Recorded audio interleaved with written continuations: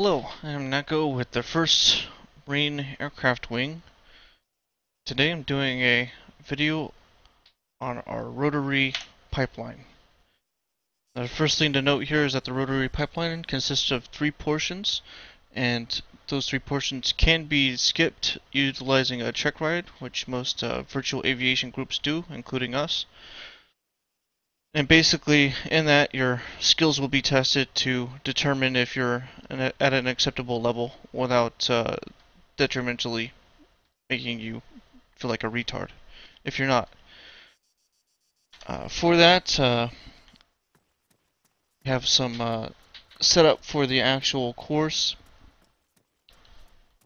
The failure conditions, first off, are any damage to the aircraft, however slight, any bodily damage to the occupants of the aircraft, redlining any instrument, failing to communicate to the ATC, or in this case, failing to communicate your intentions to traffic. And the final one here is failing to meet the minimum standards for 3 or more steps. Just get in this Huey here and knock off the HUD. The actual test is designed to test all of the skills that we teach in the rotary pipeline, mostly in the precision flight maneuvers area, which I'll talk a little bit about later. But we run with uncontrolled airspace in that there's no ATC manning the towers, so it's your task to talk to anyone in the vicinity and let them know what you're going to do. For that, we do not operate on the default frequency of the any of the channels on the Prick 117.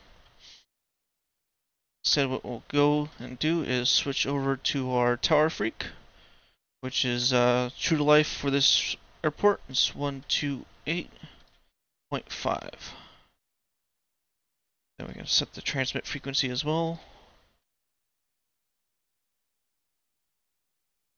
There we go. So, the main course will be taught, or sorry, the check ride will be conducted on whatever aircraft that you would like to fly in the game. In this case, I'm a Huey guy and a Huey lover, so I'll be doing it in the Huey. The first part here is the check-in with the traffic to let them know your intentions. This first part is we're going to check in, we're going to start the aircraft up, we're going to taxi out to the demonstration area, and then unlike the actual check ride where you would basically run through it without any pauses, I'll be pausing at each step to kind of explain what's going on. So this first part, like I said, it's going to be check in, start up, we'll taxi, and in the taxi we'll remain at less than 25 kilometers an hour forward speed, or any speed in any direction, and less than 10 meters AGL, and we'll basically hold short of the runway. Altus traffic, this is Iroquois 1, startup to taxi, Bravo, 22 right, hold short. And we wait for anyone to say that they're got any conflicts. If not, we'll start her up. And that's Bravo over there. We did because of the odd shape of this airport, we deemed this was Alpha. We got Bravo, Charlie, Delta, and Echo. Okay, so now we'll taxi. One of the things while I'm doing this, I highly recommend for anyone who is wanting to participate in the advanced flight model. You can do it with a keyboard and mouse. I've done it myself, but you can't get the precision that you'll need to actually pass this course. Like I said, a main component of many of the steps is actual precision flight. But you should be decent on fixed wing, because the fixed wing and ARMA are not very well done. And anyone that does complete this or wants to try and complete this with a keyboard, truly kudos to you for actually doing that, because it is not it's not an easy task.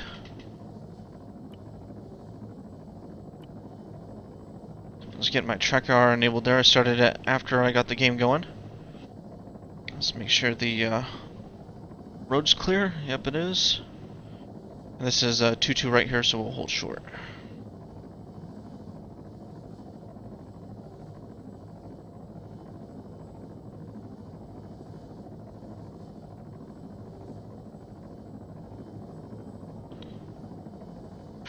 Altus traffic, this is Iroquois 1, taking the active, 2-2 right. Again, we wait. Nobody said anything, so we're good. So in this portion, we're going to roll to the end. And because this map is on a joint run training server, we may have multiple things going on, so there may be an ATC on station if you decide to do your Checkride. Some of the reading I recommend is just basic FAA aviation manuals, you know, concerning traffic in an uncontrolled airspace and traffic in a controlled airspace with a ground control and air traffic controller on station. So now we're going to do a controlled rotation.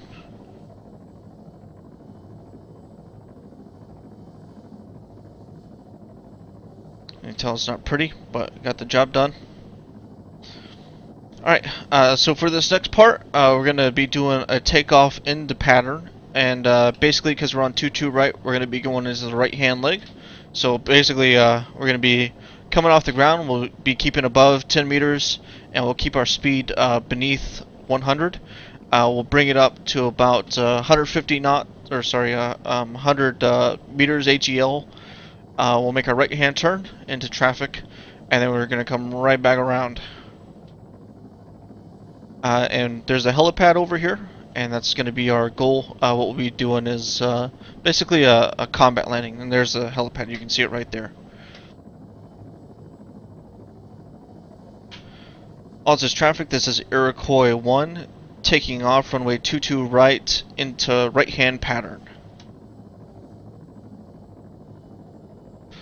So it's important when you're doing this that you maintain the correct altitude for each height envelope, and the correct altitude for each speed envelope.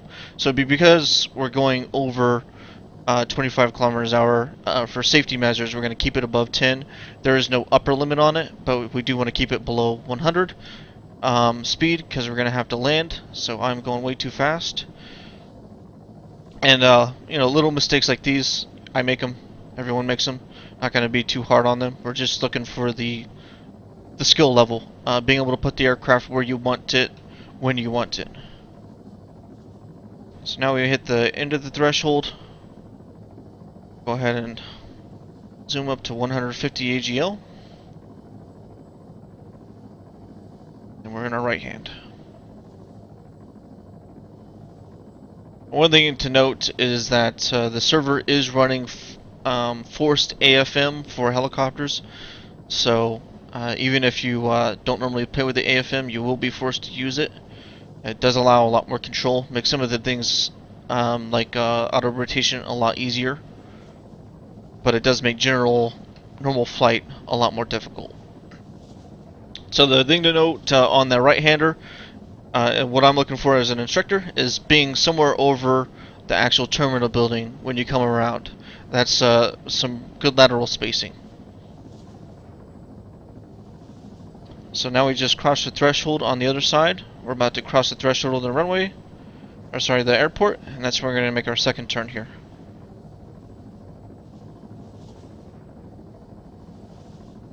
Here we're preparing for a landing, so lots of decrease in speed, and now we have to watch our descent rate.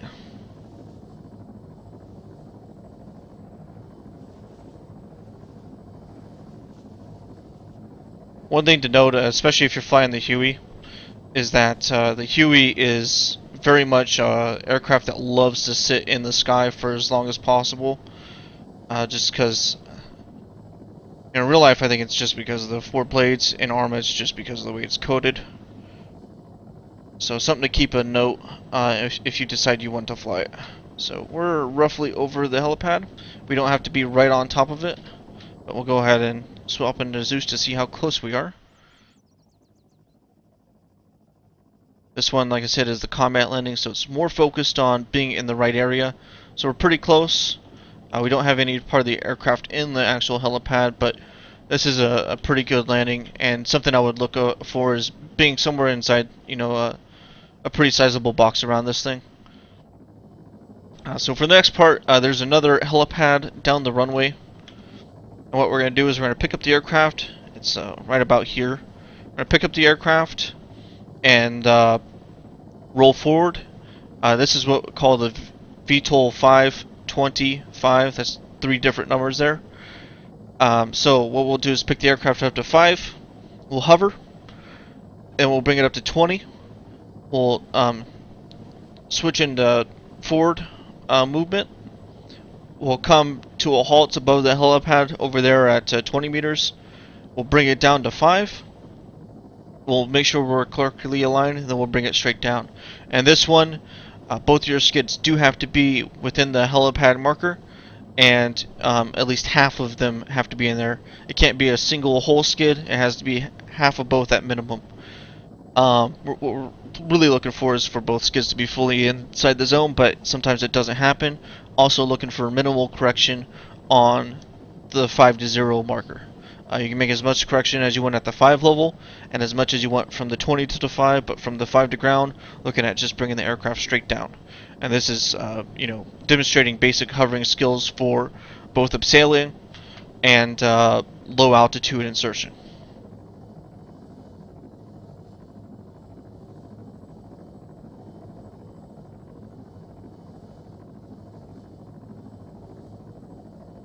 So we got it up to 5. A rough hover, a little bit of forward speed. We'll bring it up to 20 now.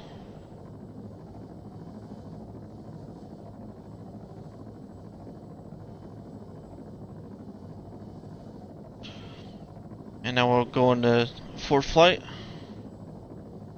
It's important in this part to really focus on watching your needles, and also to minimize your forward flight profile. Because if you go too fast on this, it's going to be a chore getting over there. And as another thing, one of the important things that we'll be demonstrating here is your ability for precision control, as I talked about earlier. One of the things that I see very often in the starter pipeline is people just yanking the controls around, and you really have to give it small input to do well.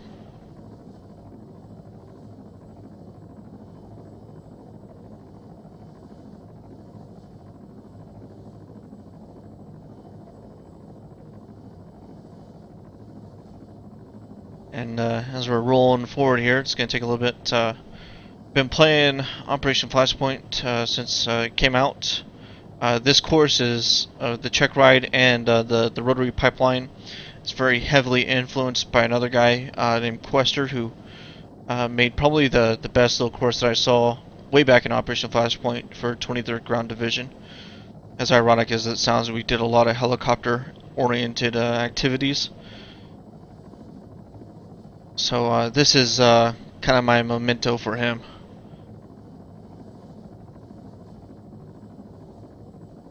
So we're coming up on the helipad here. Like I said, it's not too important at this point to be directly above it, but we do want to see a stable hover at the 20-meter marker.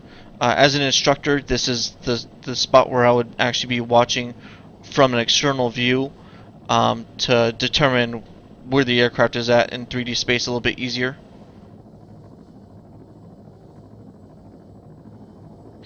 So right now it's fighting me a little bit because I'm decelerating and then stopping decelerating.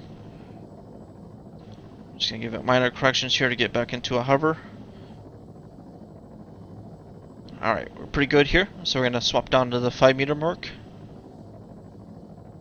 Important thing I should note here as well is that through all of these, none of these are speed oriented. They're all in your own time type exercises. and they're all basically based on the actual Rotary pipeline course. So if you do fail this check ride, it's not an all-loss scenario. The precision flight course for the Rotary pipeline is well worth it. Like I said, I didn't make it. I'm just adapting it as best I can. And it's a great tool because we're not here really to teach you what you already know. It's basically a teacher self course with some instructor input for a guy, you know, sitting in the chopper with you, helping you with your corrections and making sure you're doing everything safely. So now we're above the helipad again, and we're at our 5-meter mark still. Or bring it back into a hover. This is a typical case here. If you see here, I'm actually overcorrecting my inputs. So now I got it in a hover again. I'm going to bring it straight down and then we'll see where we're at.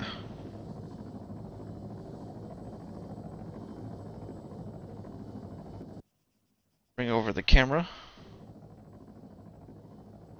So we're basically right on. So this would be a pass here. There are no A pluses or anything like that.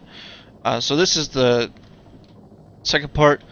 And something that I did fail to mention is that this portion also includes the in-place rotation at the 20-meter marker, which is why you saw me do it. So we're facing back this way because the next portion here is going to be our auto rotation demonstration. And for this, we're going to be starting the helicopter out where it's at. We'll be flying out to the northeast. And we're going to basically bring it up to a minimum of 150 knots, 150 meters AGL. And it's very important that you kind of get exact with those numbers. You don't want to be too far off from either of them, because that's the best recovery speed and altitude for giving yourself a good amount of leeway, and also being able to complete this without damaging the aircraft, which, like I said, any little bit of damage to the aircraft is going to fail you out of this. So first we need to check in with Altus traffic, and for this one, like I said, we're going to be coming out this way. So this would be a pre-planned maneuver, in this case auto rotation on the southeast side of runway 22 left. Altus traffic, this is Iroquois 1, pre-planned maneuver, running out to 22 left, grounding area, auto rotation. And that's decent enough. You'll find radio comms, they're not as important for us as far as having a distinct verbosage or you know, using a bunch of canned phrases. As in the radio world, it's all learned as you talk, so you just spit out and hope the other guy understands, and if he does, then you've done your job.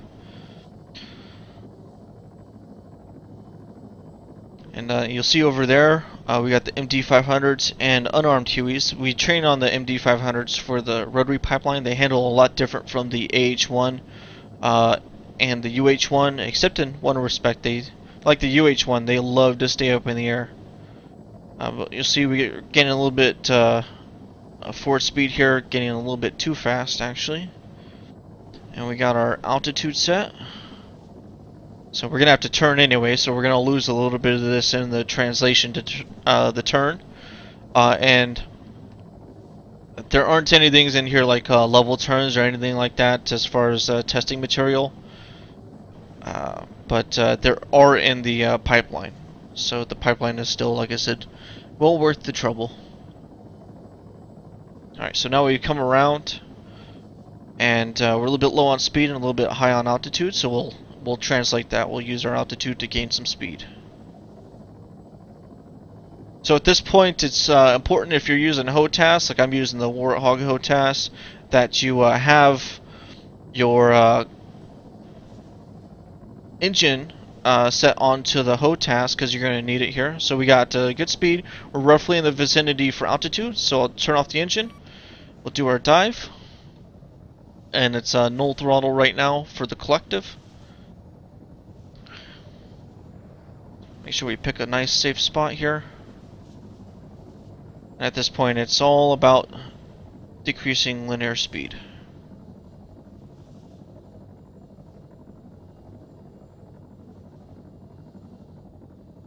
And once we got it down to 70, we're good to touch. It's just as easy as that. Once the helicopter comes to a halt, this one's done. And that is the check ride. After this, it's simply picking this thing up, getting back into pattern again, and taking it to the ramp. So I'll do that real quick. And now we're on the left-hand side, so we'll take off into the left hand. Altus traffic, this is Iroquois 1, taking off from the threshold of runway 22 left into left-hand traffic. And again, we wait for anyone to say that they have anything against that, and if not, we'll get going. Like I said, this is also done on the AH-1 as well, which is the other aircraft that we fly. One thing to note while I'm flying back here is that you'll notice here we got 4 crew spots, and in the field, if we can, we'll utilize one UH-1Y if we don't need any more. So normally the positions will rotate, and the 2 other key positions in this aircraft are the co-pilot, which handles the communications and observation, and the crew chief, which handles the guns back there. We got one on either side, but after you do the check ride, if you pass, then we go into platform specialization, and that'll basically, for the UH-1Y, consist of lots of practice, because practice always makes perfect, and also at the same time we'll swap you into the other sleets, because eventually you'll play the door gunner, eventually you'll play the crew chief, eventually you'll play the co-pilot, so you'll need to know you know, the 5-line call for air support, and all that. And for the AH-1, you'll be doing the same sort of thing, except, you know, it's just 2 positions, the gunner who's a co-pilot, and the pilot. Altus traffic, this is Iroquois 1, landing runway 22 right, taxiing off Bravo to ramp. But you'll basically be able to fly the gunship from the front seat, since that one's able to do that, and you'll also be proficient in employing all the weapons on it as well, which is pretty important because it's the only rotary air support platform that we have, aside from the UH-1Y, which we have the FFARs and the guns on this. And I should note, because I did not earlier, that any negligent fire that happens during the check ride, or more seriously during the rotary pipeline, fails you out. We're just not interested in people who can't keep their fingers off the trigger. So, not going to fully touch down here because we just need to taxi. We're coming off here at Bravo.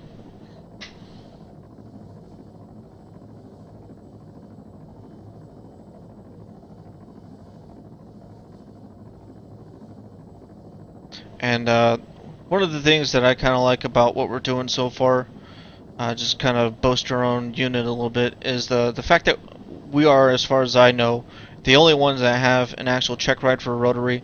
We're a fully devoted unit for air platform. We do work with several other groups to have something to deliver as far as munitions and people. So we're not just flying helicopters for the hell of it. And we're the only ones with a check ride that I know of. Nobody else does that.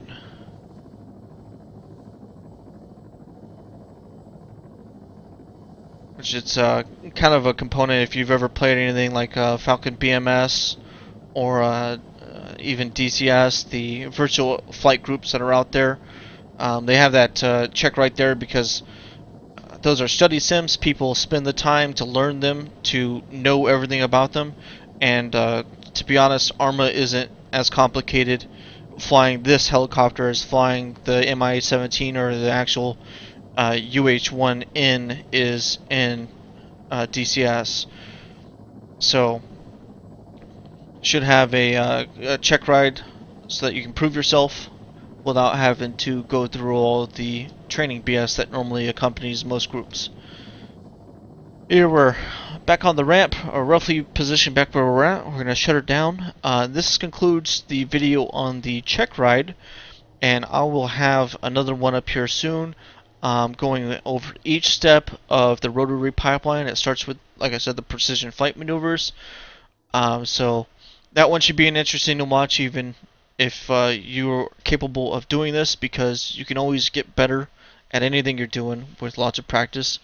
And rotary flight, in specific to the advanced flight model, and things like other games like Falcon, BMS, and DCS, they're volatile skills. So the more you practice, the better you maintain those and improve them as well. So this is Nako signing out.